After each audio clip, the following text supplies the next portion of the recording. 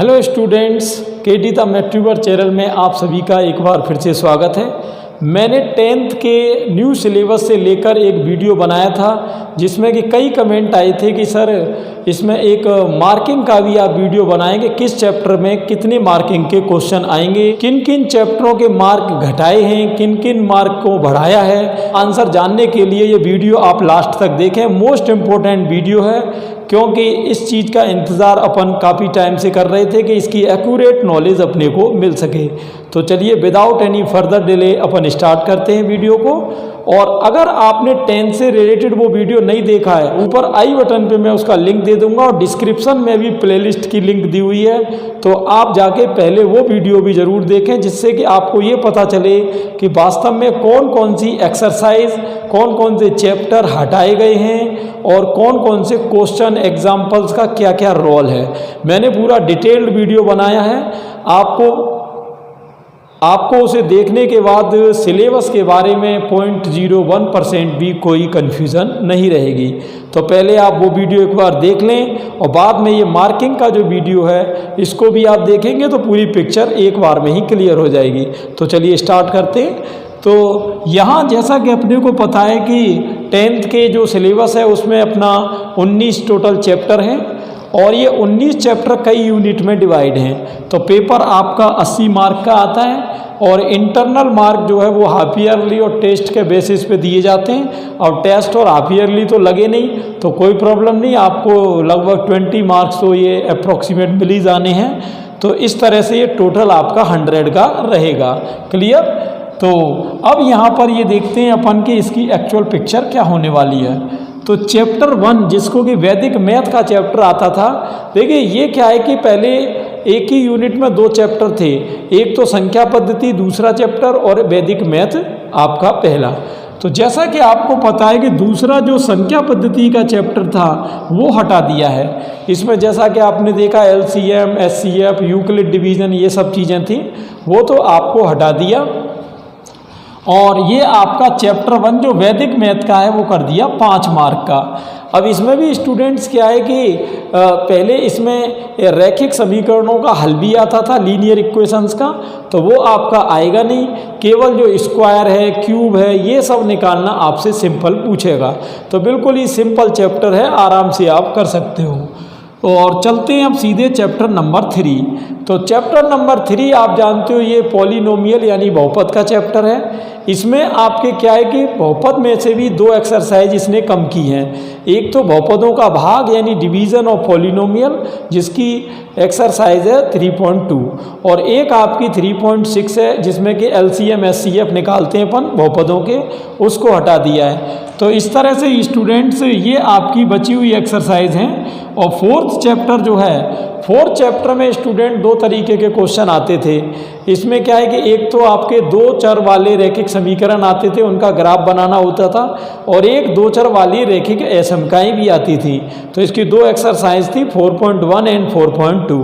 तो जो 4.2 एक्सरसाइज है रैखिक असमकाओं की, लीनियर इनइक्वालिटीज़ की, याद देखिए ये वीडियो हिंदी मीडियम और इंग्लिश मीडियम दोनों के स्टूडेंट के लिए इक्वली यूज़फुल है। तो इंग्लिश मीडियम के जो भी स्टूडेंट्स हैं वो बिल्कुल भी कंफ्यूज नहीं हो, मैं हर वर्ड का इंग्लिश भी ट्रांसलेट साथ साथ कर रहा हूँ, तो आपको भी पूरी पिक्चर क्लियर साथ साथ में हो जाएगी। तो जैसा कि मैंने बोला लीनियर इनइक्वालिटीज़ की एक्सरसाइज 4.2 वो हटा दी गई है। अब आपको 4.1 में ही बस जो ग्राफ की एक्सरसाइज है वो आपको करनी है। ठीक है, अब ये आपका आ गया chapter number 5। Chapter number 5 student आपका किसका था? समांतर श्रेणी यानी अर्थमेटिकल प्रोग्रेशन। अब इसमें क्या है कि मेनली 3 चीज़ें होती थी। एक तो आपकी होती थी कि अपन AP की पहचान करते थे जिसकी एक्सरसाइज थी 5.1। एक AP का अपन TN निकालते थे nth टर्म, उसकी एक्सरसाइज थी 5.2। और एक AP का अपन निकालते थे SN यानी सम ऑफ n टर्म्स, n पदों का योगफल, उसकी एक्सरसाइज थी 5.3। तो 5.3 आपकी हटा दी गई है। अब आपकी केवल 5.1 और 5.2 आएगी। और ऐसी मिसलीनियस यानी विविध में भी जो क्वेश्चन समांतर श्रेणी के n पदों के योग यानी सम से रिलेटेड हों उनको आप क्रॉस लगा देना और एग्जाम्पल में भी वही करना है। और ये आपकी मार्किंग रहेगी कितने की स्टूडेंट्स? 13 नंबर की, जिसमें एक आपका ये ग्राफ आ जाएगा और बाकी ये दोनों आपके क्वेश्चन वाले हैं। अब चलते हैं तीसरी जो ये आपकी यूनिट दिख रही है, इसका नाम है ट्रिग्नोमेट्री यानी त्रिकोणमिति। इसमें 3 चैप्टर हैं, 6, 7 एंड 8।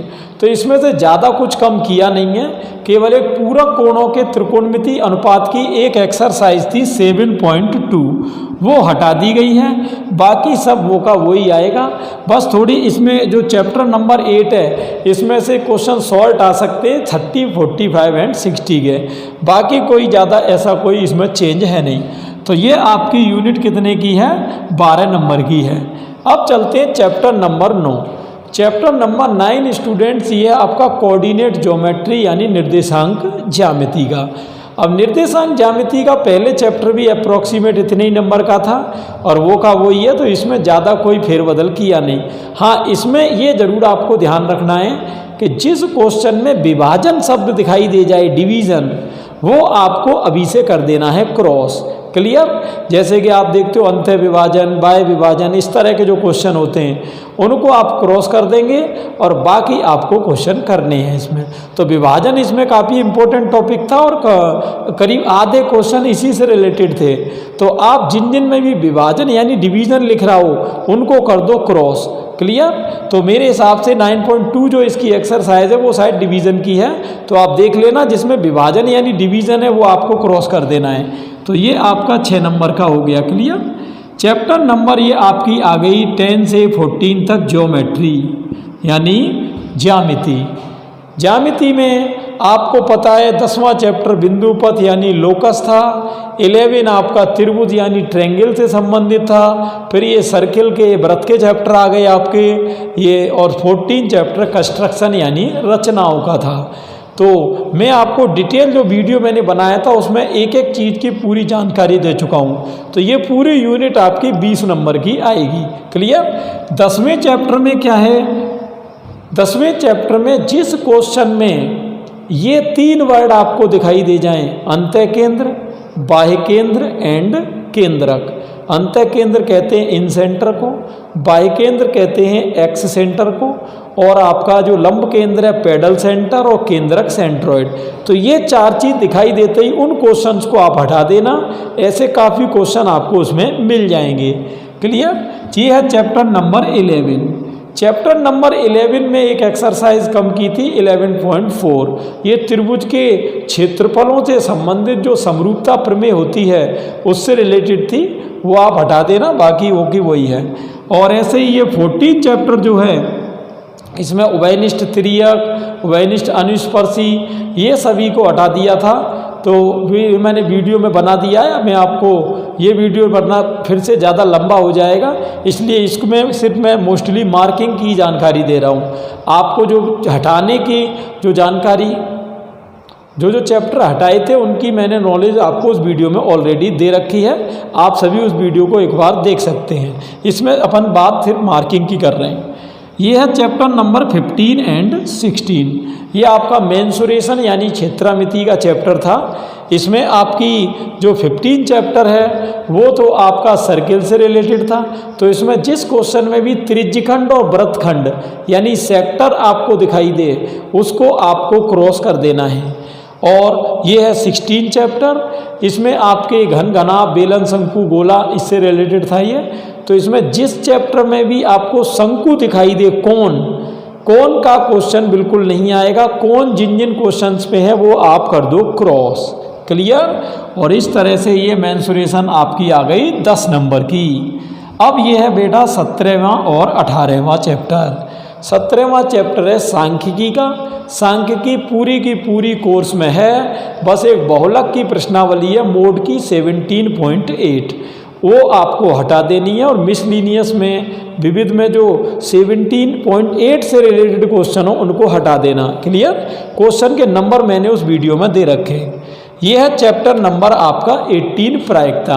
इसमें से कुछ कम है नहीं, वैसे भी इसमें 8-10 ही क्वेश्चन थे तो उसमें तो क्या कम करते। तो ये का यही है। तो ये इस तरह से आपका मैटर हो गया स्टूडेंट 10 नंबर का। तो 10 में आप जानते ही हो ये 6 + 1 + 3 ऐसे पूछा जाता है। 6 नंबर का क्वेश्चन तो आपका आएगा 17वें चैप्टर से, जो मीन एंड मीडियन से रिलेटेड होगा। और आपका 1 नंबर का शॉर्ट क्वेश्चन आता है जो प्रायिकता का होता है, और एक 3 नंबर का भी प्रायिकता का और आता है। ये आपका सड़क सुरक्षा का क्वेश्चन है, तो ये 4 नंबर की है। अब इसमें देखो क्या है कि पहले अलग अलग टाइप के टॉपिक इसमें आते थे, अब आपको 2 ही क्वेश्चन तैयार इसमें करने हैं, एक तो एपी से रिलेटेड और एक आपको इसमें करना है जो ट्रिग्नोमेट्री से रिलेटेड, उन्नयन कोण, अवनमन कोण यानी ग्रेडेशन एंड डिग्रेडेशन एंगल, बस वो आपको थोड़ा बहुत करना है, बाकी सिंपल अब कर दिया है इसको। तो ये इस तरह से मार्किंग की अपनी डिवाइडेशन है। तो अब जितने भी दिन बचे हुए हैं उसमें स्टूडेंट्स आप अपने सिलेबस को क्लासीफाइड कर लें और एक एक दिन का इम्पोर्टेंस समझते हुए अब बिल्कुल काम पर लग जाएं। ठीक, बीच में दिवाली भी आएगी, कई फेस्टिवल्स भी आएंगे, लेकिन अपने को पूरा फोकस बोर्ड एग्ज़ाम पर बनाए रखना है, बिल्कुल भी टाइम अपना वेस्ट नहीं करना है, क्योंकि पहले ही अपना पूरा टाइम इसमें ख़राब हो चुका है पूरे ईयर में काफ़ी। तो अब बचे हुए टाइम का अपने को पूरा यूटिलाइजेशन करना है। तो इस वीडियो से रिलेटेड कोई भी क्वेरी हो आप कमेंट बॉक्स में मुझसे पूछ सकते हैं, और व्हाट्सएप का नंबर भी डिस्क्रिप्शन में है, व्हाट्सएप में भी कोई क्वेरी पूछ सकते हैं। मैं अगले वीडियो में उस क्वेरी को दूर करने की पूरी कोशिश करूंगा। तो अगर ये वीडियो आपके लिए हेल्पफुल रहा हो तो ज़्यादा से ज़्यादा स्टूडेंट्स को इसे शेयर करें। Thanks for watching.